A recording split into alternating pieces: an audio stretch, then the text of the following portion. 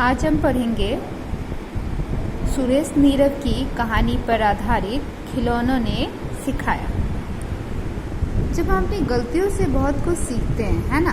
कोई गलती या दोष हो जाने पर यदि हम उससे सुधार ले तो हमारे मन में दोषी होने या का भाव समाप्त हो जाता है। अपने दोष या भूल को स्वीकार करना और उससे समय रहते सुधार लेना सबसे बड़ा गुण है ना। ये गुण किसे मिला है? मानव को मिला है।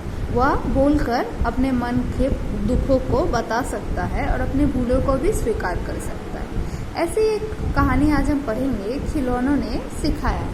देखो क्या होता है इस कहानी में। इस कहानी में दो बच्चे हैं, एक निशांत और एक उसकी छोटी बहन। तो पढ़ते हैं निशांत के बारे में।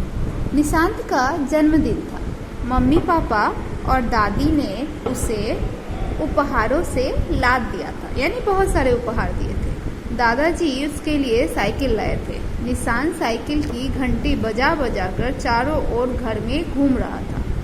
दादी बार बार आकर उसको लाड़ प्यार कर रही थी। निशांत की छोटी बहन रिशु ललचाई नजरों से भाई को साइकिल चलाते हुए देख रही थी। देखो तो यहाँ एक घर परिवार का दृश्य है जहाँ पे कौन कौन है।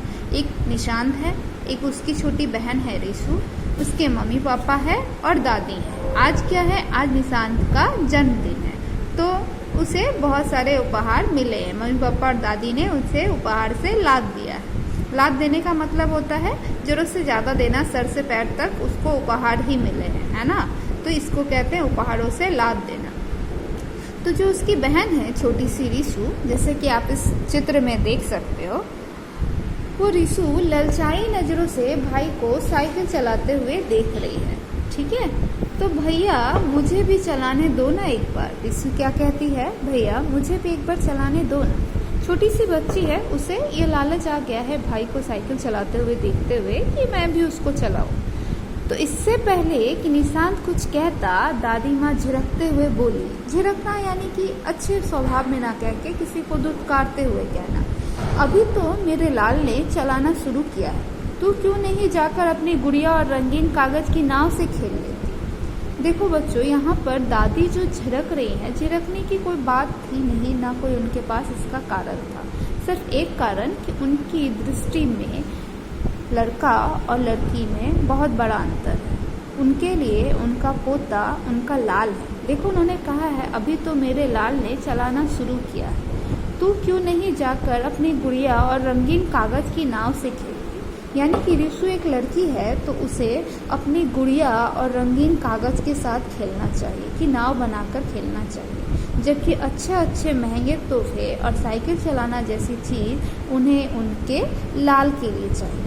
और ऐसा नहीं है कि दादी नहीं चाहती कि वो कभी ना खेले, लेकिन खेले तब जब निशांत उन चीज़ों को ना खेल रहा हो। यानी कि पहली प्राथमिकता उन्हें उनका पोता है। यहाँ इतनी सी लाइन से हम समझ जाते हैं कि दादी जो है, दादी पोता और पोती में फ़र्क करती है।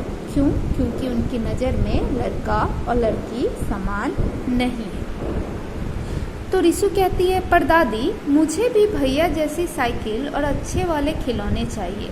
रिशु सुबकते हुए बोली। सुबकते यानी उसे रोना आया। रोने वाली आवाज़ में वो सुबकते हुए बोलती है कि पर दादी मुझे भी भैया जैसी साइकिल और अच्छे वाले खिलौने चाहिए। हाँ हाँ, तुझे भी मिल जाएंगे खिलौने, दादी कहती हैं। जब भाई इनसे नहीं खेलेगा तो ये तेरे ही हो जाएंगे ना। दादी की आंखों में बेटे बेटी के अंतर को साफ देखा जा सकता था।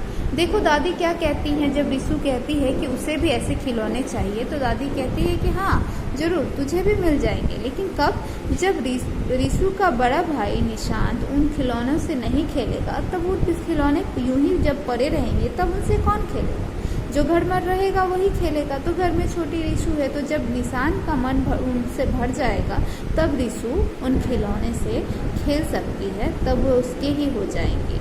किंतु यहाँ दादी की आंखों में बेटे बेटी के अंतर को साफ देखा जा सकता है। रिशु का रोना सुनकर माँ भी वहाँ आ गई। रिशु को गोद में समेटते हुए बोली, रोना बंद कर मेरी प्यारी गुड़िया।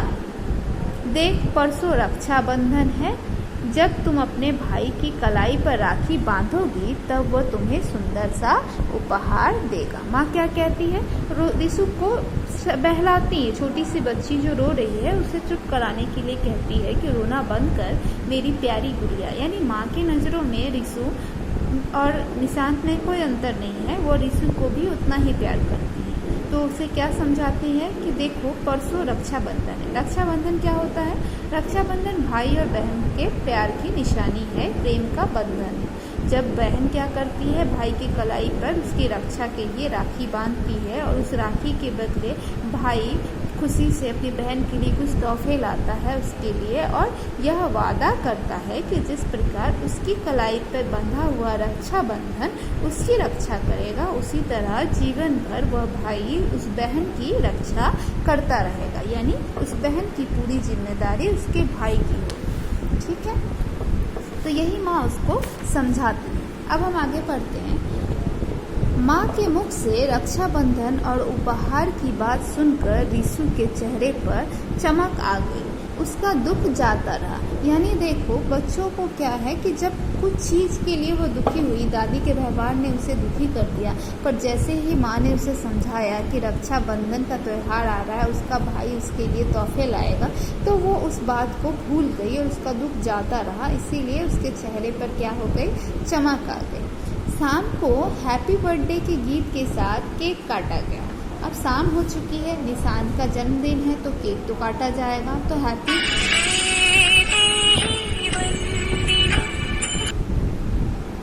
केक तो काटा जाएगा। रिशु सुबह हुए अपमान को अभी शाम को हैप्पी बर्थडे के गीत के साथ केक काटा गया।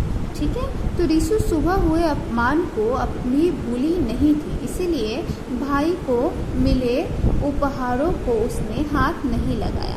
तो क्या होता है कि रिशु जो है वो सुबह जो अपमान उसका हुआ है, दादी जी ने जो अपमान उसका किया था, उसको वह अभी भूली नहीं थी, इसलिए भाई को मिले उपहारों को उसने हाथ नहीं लगाया।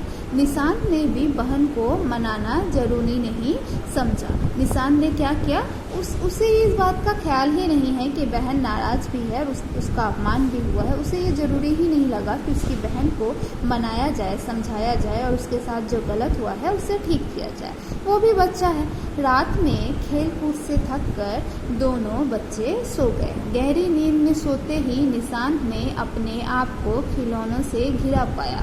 वे सब अचानक मानो जीवित हो उठे। यानी निशांत क्या है, वो सपना देख रहा है और उसमें उसके सारे खिलौने जीवित हो गए, उनमें जीवन आ चुका है। वे निशांत से कह रहे थे, निशांत तुम कैसे बच्चे हो, तुम अपनी छोटी बहन को हमारे साथ खेलने नहीं देते, हम तुम्हारे साथ नहीं रहेंगे। खिलौने क्या कहते हैं निशांत से कि तुम अच्छे लड़के नहीं हो, तुम कैसे लड़के हो, कैसे बच्चे हो जो अपने खिलौने से अपनी बहन को खेलने नहीं देते। तो डर के मारे निशांत की आंखें खुल गई और उसके मुख से निकला, रिशु मेरी बहन। देखो तो रिशु पास ही बिस्तर पर घोड़े बेचकर सो रही थी। यानी एक ही बिस्तर पर दोनों भाई बहन सो रहे थे और रिशु गहरी नींद में थी, इसलिए कहा गया है कि घोड़े बेचकर सो रही थी। घोड़े बेचकर सोना एक कहावत है जिसका मतलब होता है निश्चिंत होकर सोना। कुछ देर सन्नाटा छाया रहा, मतलब शांति रही, सुनसान रहा वातावरण। निशांत को लगा मानो बांसुरी का मधुर संगीत उसके कानों में गूंज रहा है।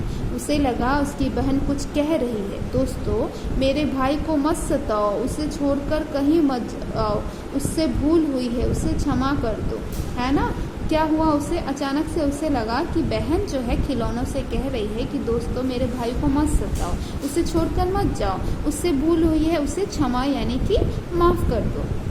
निशांत ने सोती हुई बहन के सामने कान पकड़कर कहा, मुझे माफ़ कर दे मेरी बहन, मुझसे गलती हो गई, अब से हम दोनों मिलकर खिलौनों से खेलेंगे। मैं दादी माँ से कहूँगा कि वे हम दोनों में अंतर ना किया करें। ऐसा कहकर निशांत प्यार से बहन का सिर सहलाने लगा। वह सोचने लगा कि मम्मी से कहकर वह रिशु के लिए रक्षाबंधन पर अपने जोड़े हुए पैसों से सुंदर रंगीन साइकिल लाएगा। ऐसा सोचते सोचते उसने आगे बढ़कर बहन का माथा चूम लिया। यानी कि क्या हुआ, रिशु को सपने में जो खिलौने आए थे उन्होंने उसके साथ खेलने को मना कर दिया। क्यों? क्योंकि वह कैसा बच्चा है जो अपनी बहन को अपने खिलौनों के साथ खेलने नहीं देता। कुछ ही देर बाद क्या होता है, रिशु को ऐसा लगता है कि उसकी बहन उसे बचा रही है और उसके खिलौनों को बोल रही है कि मत जाओ उसे छोड़कर, उससे भूल हुई है, उसे क्षमा कर दो। इतने पर क्या होता है, रिशु को अपनी गलती का एहसास हो जाता है। वो कान पकड़कर अपनी बहन से माफ़ी मांगता है और उससे इतना प्यार बरसाता है कि वो आगे बढ़कर उसका माथा चूम लेता है और क्या कहता है कि वो सोचता है कि रक्षाबंधन पर वो अपने जोड़े हुए पैसे, यानी उसने जो पैसे जमा किए हैं, उससे उसे सुंदर रंगीन साइकिल ला देगा और दादी जी से भी कहेगा कि वो उन दोनों में, यानी लड़के और लड़की का अंतर ना किया करे, दोनों को ही समान प्यार करेगा। निशांत उनके लिए पोता है तो रिशु भी उनकी पोती है, उन्हें रिशु को भी प्यार करना चाहिए। यह बात निशांत अपनी दादी को समझाएगा, उसने यह निश्चय किया है। तो इसी प्रकार ये कहानी यहाँ खत्म होती है कि निशांत समझ जाता है कि उसकी बहन उसके लिए कितनी ज़रूरी है और उसे उसके साथ हुए गलत व्यवहार के खिलाफ बोलना चाहिए। उसे दादी माँ को समझाना होगा और अपनी तरह अपने खिलौनों को उसे भी खेलने देना होगा। क्यों? क्योंकि वो दोनों ही भाई बहन हैं, उन दोनों में समानता है और दोनों एक दूसरे से बहुत प्यार करते हैं।